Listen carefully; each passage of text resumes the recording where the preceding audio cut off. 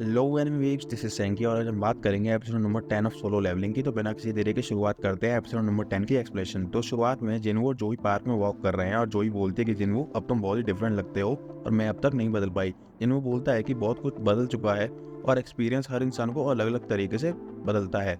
जोई बोलती है मैं शायद बहुत डरपोक हूँ एक हंटर होने के लिए, मैंने बहुत ट्राई किया इसे चेंज करने के लिए पर इट नेवर वर्कड आउट। मुझे कम से कम ए या बी या फिर एटलीस्ट सी रैंक ग्रेड्स में पार्ट लेना चाहिए, पर मैं जानबूझकर डी और ई रैंक ग्रेड्स चूज करती हूँ और ऐसे ही मैं तुमसे मिली और मैंने तुम्हें बार बार हील किया। शुरुआत में मुझे बहुत एनोइंग लगता था कि तुम बहुत जल्दी इंजर्ड हो जाते थे, पर तुम हमेशा सर्वाइव कर गए। मैं कभी नहीं भूलूंगी तुम्हारी आंखों में वो जीने की उम्मीद जो दिखाई देती थी। हमने प्रॉमिस किया था कि हम दोनों कभी बाहर खाने के लिए जाएंगे, राइट? और जो ही जिन्हों को स्टोन लौटाने लगती है और बोलती है कि मैं अब रिटायर हो रही हूँ, मैंने अपने पेरेंट्स के पास वापस चली जाऊंगी। अगर तुम वहाँ से कभी गुजरते हो तो मुझे ज़रूर बताना। जिन्हों बोलता है अगर ऐसा हुआ तो मैं तुम्हें दोबारा इनवाइट करूंगा। दूसरी तरफ अब ताइशिक का सीनियर जिन्हों से बोलता है कि मुझे विश्वास नहीं है कि तुम जैसा एक ई रैंक हंटर एक बी रैंक हंटर कैंग ताइशिक को हरा सकता है। तुम्हें पहले ही पोटेंशियल रीअवेकनिंग के लिए एग्जामिन किया जा चुका है, पर तुम्हें मैं वार्न कर देता हूँ, अगर तुम लंबी जिंदगी जीना चाहते हो तो केयरफुल रहो। जिन्हों पूछता है कि तुम्हारा क्या मतलब है। सीनियर इंस्ट्रक्टर बोलता है कि डोंगसुक वाले इंसिडेंट के बाद अब डोंगसुक का छोटा भाई वांग डोंगसू तुम्हें और जिनहू पर टारगेट करे हुए है। जिनहू बोलता है कि एस रैंक हंटर मेरे पीछे लगा है। इंस्पेक्टर बोलता है कि डोंगसू को सिर्फ इस बात की परवाह है कि उसका भाई वहां मारा गया और तुम दोनों बच गए। जो हमारा लॉ है वो एस रैंक हंटर के खिलाफ पावरलेस है। उनका इतना पोटेंशियल है कि वो चाहे तो मिरेकल कर सकते हैं या तबाही। दूसरे शब्दों में मॉन्स्टर जिससे मॉन्स्टर भी डरते हैं वो तुम्हारे पीछे लगा है। मैं तुम्हें सलाह दूंगा कि तुम अपनी फैमिली के साथ कंट्री साइड से बाहर चले जाओ। दूसरी ओर अब अगले दिन जिनवू और जिनहू सी रैंक रेट पर पहुंच जाते हैं और जिनवू और हंटर्स को देखकर ये बोलता है कि ये क्या सीन है। और जिनहू बोलता है कि ये तो ऑब्वियस बात है कि हमारे स्ट्राइक टीम है। मैंने वो लोग चूज करे हैं जो लोग हंटर बनने के लिए क्वालिफाइड हैं, पर कुछ रीजंस की वजह से वो वर्क नहीं कर सकते। जिनहू बोलता है कि तुमने इंजर्ड और बेवड़े लोगों को रिक्रूट कर रखा है। जिनहू बोलता है कि ये तो अच्छी चीज़ है ना हम दोनों के लिए। हम लोगों को 8 लोगों की मिनिमम ज़रूरत है एक सी रैंक गेट की रीड के लिए। जिन्हू एक लड़की को देखता है और बोलता है कि तुम्हें एक बच्चे को भी लिया है क्या। जिन्हू बोलता है कि अगर अवेकनिंग हो जाए तो माइनर्स को रिक्रूट करने में कोई लीगल इश्यूज नहीं होते हैं। लड़की आके बोलती है कि ये बहुत ही रूड है, मैं एक हंटर हूँ। जिन्हू बोलता है कि तुम हाई स्कूल में हो, क्या तुम्हें कोई रेड एक्सपीरियंस है। लड़की बोलती है नहीं। जिन्हू बोलता है कि तुम्हारी रैंक ई है और लड़की बोलती है क्या हुआ अगर मेरी रैंक ई है तो। जिन्हू बोलता है कि वॉट एवर, वैसे भी तुम लोग बाहर वेट ही करोगे। जिन्हू और मैं सिर्फ हम दोनों ही गेट के अंदर जाएंगे। तभी एक हंटर जिन्हू से पूछता है कि क्या हमें सिर्फ बाहर वेट करने के लिए 3 मिलियन दिए जा रहे हैं। और जिन्हू बोलता है कि हाँ, पर कॉन्ट्रैक्ट के हिसाब से अगर तुमने ये चीज़ पब्लिक को बताई तो तुम्हें 10 टाइम्स हमें पे करना होगा। जिन्हू अब स्टेल्थ स्टोन का यूज़ कर लेता है और उसके पास अब नई स्किल स्टेल्थ आ गई है। जिन्हू से बोलता है कि मैं रेडी हूँ और अब जिन्हू को गेयर देखकर बोलता है कि ये क्या पहना है। जिन्हू बोलता है कि ये बफ बूस्टिंग आर्मर है जो इटालियन मैन्युफैक्चरर ने बनाया है। जिन्हू को नीचे गिरा देता है और बोलता है कि ये उतार दो।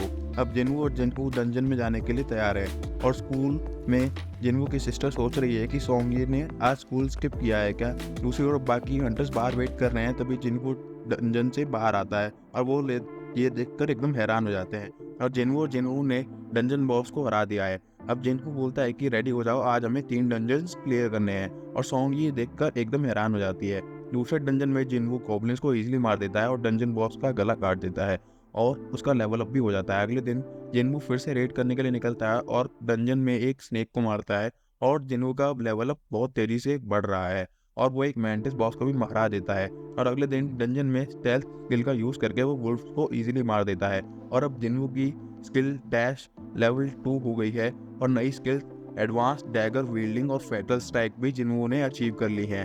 और वुल्फ को मारने के बाद जिन्हू बैठ जाता है और जिन्हू बोलता है कि मैं माना जमा कर लेता हूँ, तुम आराम कर लो। और जिन्हू सोचता है कि क्या मुझे अब डीमन कासल में जाना चाहिए और फिर रियलाइज करता है कि वो भी ए और बी रैंक के मिडल में है और शायद अभी वो डीमन कासल में नहीं जा सकता। तभी जिन्हू को नोटिफिकेशन आता है कि प्लेयर ने रिक्वायर्ड लेवल रीच कर लिया है और अब उसे जॉब चेंज की क्वेस्ट मिली है। और दूसरी ओर व्हाइट गिल्ड का स्काउटर मैनेजर आन असिस्टेंट उसे फाइल देता है और बोलता है कि ये देखो, ये सी रैंक गेट्स की रिपोर्ट है और सी रैंक गेट्स के राइट 150 मिलियन में खरीदे जा रहे हैं और ये कोई स्ट्राइक टीम है जो ये कर रही है। और ये राइट के लिए प्राइस से डबल पे कर रही है। और मैनेजर बोलता है कि इसका लीडर यो जिनहू है और मैंने ये नाम पहले कभी नहीं सुना। असिस्टेंट बोलता है कि ये यूजिन कंस्ट्रक्शन के प्रेसिडेंट का यंगर सन है। और मैनेजर बोलता है कि ऐसे तो वो लोग बैंकरप्ट हो जाएंगे। पर जिनहू का नाम लिस्ट में देखकर वो याद करता है कि ये बंदा डबल डंजन से कनेक्टेड है, यहाँ कुछ तो गड़बड़ है।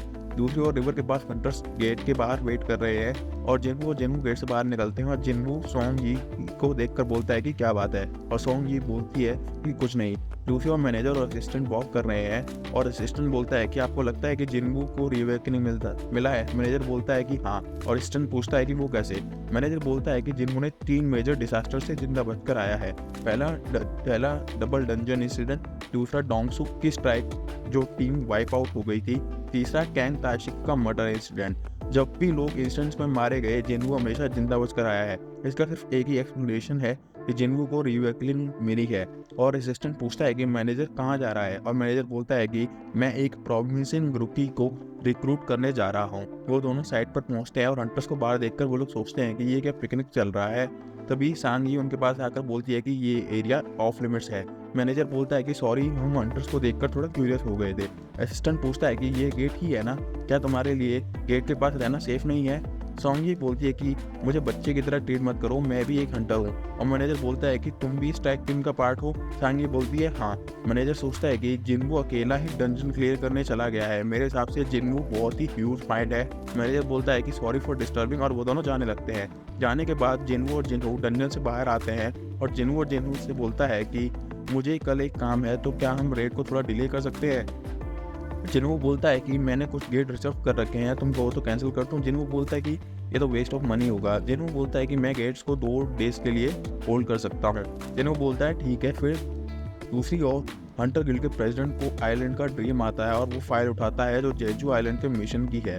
दूसरी ओर शाम को जिनहू से मैनेजर मिलने आता है। वो कैफे में बात करते हैं जहाँ मैनेजर बोलता है कि तुम जानते हो कि व्हाइट टाइगर गिल्ड कंट्री के बेस्ट गिल्डर्स में से है, पर हमेशा हमें नए टैलेंट की खोज में लगे रहना पड़ता है। और अगर तुम हमारा गिल्ड ज्वाइन करते हो तो मैं तुम्हें डबल अमाउंट दूंगा जितना कि तुम्हें यूजिन कंस्ट्रक्शंस दे रहा है। जिन्होंने बोलता है कि व्हाइट टाइगर गिल्ड के हेडक्वार्टर्स की वैल्यू क्या है।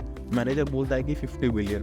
और जिन्होंने बोलता है कि तुम मुझे ये ऑफर कर रहे हो। जिन्होंने बोलता है कि मुझे 30 बिलियन की बिल्डिंग दी जा रही है, तो मैं सोच रहा हूँ कि तुम शायद 50 बिलियन की डील दोगे।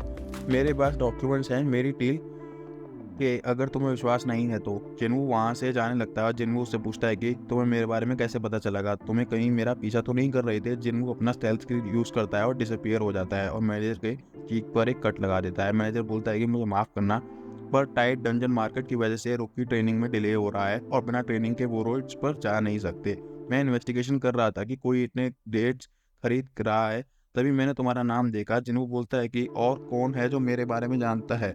और मैनेजर बोलता है कि सिर्फ मैं और मेरा असिस्टेंट ही जानता है। जिनहू बोलता है कि मैं किसी की नज़र में नहीं आना चाहता, तो अगर और लोगों ने मेरे बारे में बातें की तो मैं तुम दोनों को ही सस्पेक्ट मानूंगा। मैनेजर बोलता है कि मुझे मरना नहीं है, तो मैं अपना माउथ शट करके रखूंगा। जिनहू बोलता है कि सी रैंक डंजन्स की वजह से दिक्कत पैदा हो रही है, तो मैं तुम्हें एक डील ऑफर करता हूँ। मैं तुम्हें 3 सी रैंक डंजन गेट सेल करूंगा। मैनेजर बोलता है कि क्या प्राइस होगी, और जिनहू बोलता है कि 300 मिलियन एक गेट की प्राइस, टोटल 900 मिलियन। मैनेजर बोलता है कि एक अच्छे दिन माना क्रिस्टल्स और एसएस स्टोन की कीमत 200 मिलियन होती है, एटलीस्ट 200 मिलियन की प्राइस रखो। जिनहू बोलता है कि डील, और डिटेल्स मैनेजर को देता है और बोलता है कि पैसे यहाँ भेज देना। और मैनेजर से बोलता है कि आइज क्लोज कर लो, माउथ खोलो, मैं तुम्हें हर्ट नहीं करूँगा। और जिनहू हीलिंग पोशन मैनेजर को पिला देता है। इससे मैनेजर का कट हील हो जाता है और जिनहू वहाँ से चला जाता है और इस मैनेजर से पूछता है कि क्या हुई डील।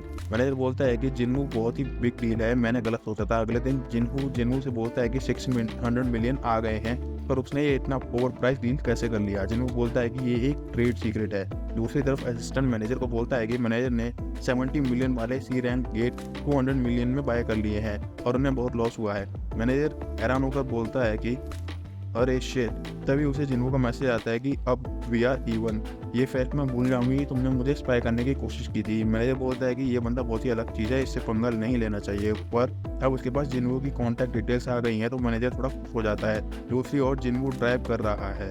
और दोस्तों, यहाँ होता है एपिसोड नंबर 10 खत्म। I will see you in the next explanation.